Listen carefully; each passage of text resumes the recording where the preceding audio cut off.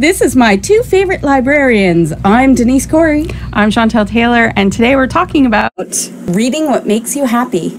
So, doesn't all reading make you happy? No, sometimes I have to read things for like book clubs that I don't necessarily like. So it's not, so we're saying not that we don't get emotional when we're reading, I guess, but reading what you, I can't even think of the word I want to use. Reading what you desire like to read. Is not what I want to use. It's because you've been reading so much romance. It's true, yeah. Creepy. So remember that article in Slate a couple years ago? And the author said that adults should not read teen books. Ugh. Yeah, exactly. That's how I feel about that. So her claim was that teen books, the stories are too simple for adults. And I'm like, we're using words we can't use on the radio. In our head. Yeah. I have choice words about that person because I really think that you should read what you like and be proud of it and be happy about it. Yeah, I agree. I am a purely escapist reader. I don't want to read anything, although the true crime is really coming out of, because it's a recent development, it's really coming out of left field for me because it's not escapism, it's horrible, and it contains all of the things I usually try to avoid in my reading.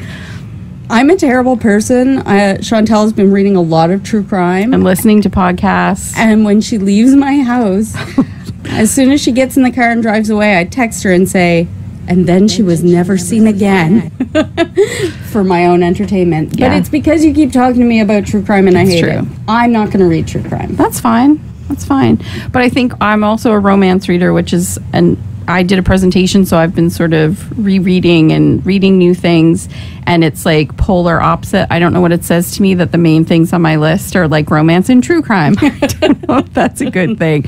But romance readers, a lot of the time, don't want to admit that they're romance readers because they take such... Because people judge them.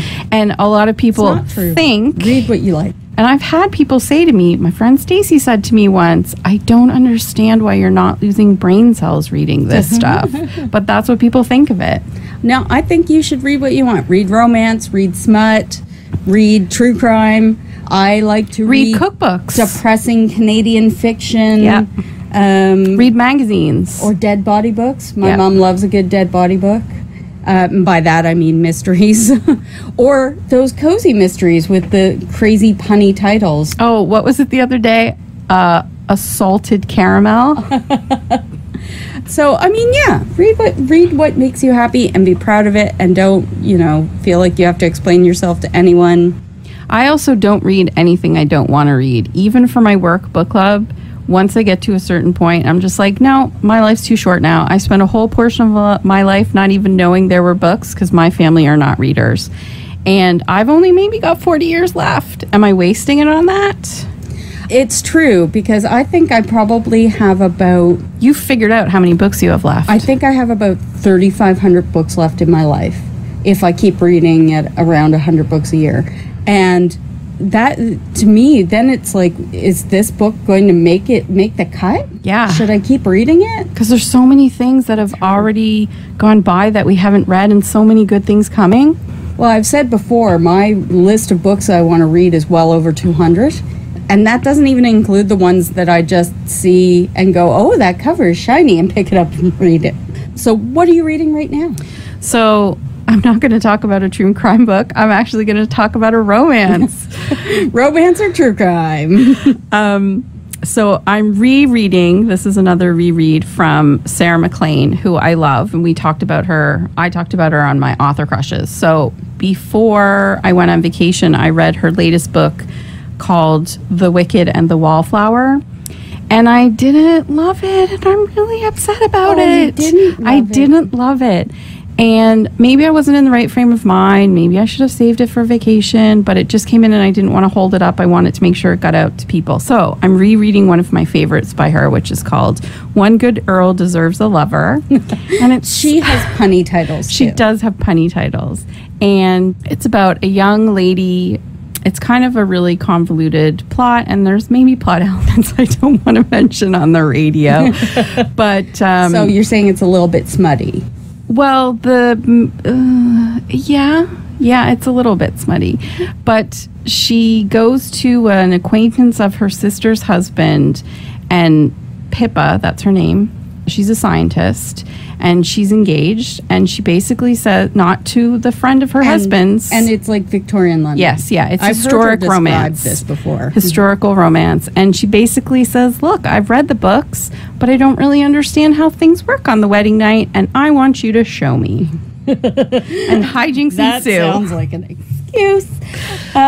So I'm also reading a book set in Victorian London. Yes. But mine is in an alternate.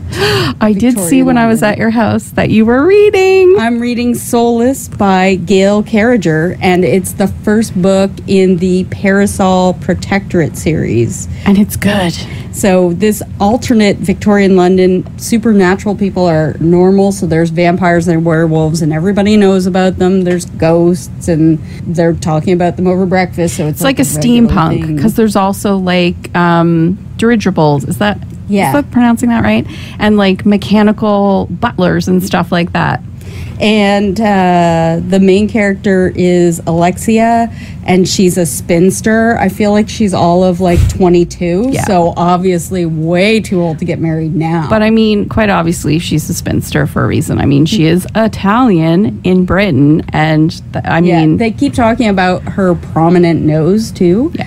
Also, she does not have a soul. yes, So therefore the title, Soulless, and gets that from her father. she's attracted to a werewolf, and that's as much as I'm only one chapter in. So It's far. kind of romancy. There are some really good, like sexual tension scenes between Lord, I can't remember his name, like McCann or Mackin or something like that, and Alexia. It's really good Yeah, and it's exactly the kind of thing I want to read in the summer. in the summer. You know, it's light, For sheer it's fluffy, fun. it's fun. I think I've seen it referred to as sort of a comedy of errors. So, but yet there's enough going on to keep me interested. There's a It can't- mystery. It can't be too fluffy, Yeah, or else there's a I mystery. can't be bothered to pick it up again. So, yay! So don't forget to join us this summer for Cumberland Reads. #GetCaught If you are participating in one of our book clubs, whether you're an adult, a teen, or a kid, you're automatically part of Cumberland Reads. So join a book club. Yeah, and that means you get to win prizes. Yes, yeah, prizes. Prizes. Library prizes, don't get too excited. No, some of them are good. We have gift cards for the adults. who I win. did see on our summer club reading club students' desk that she had Alice in Wonderland socks for Alice the in teens. Wonderland socks for Very the cute. teens, yep. Little rabbits all over them.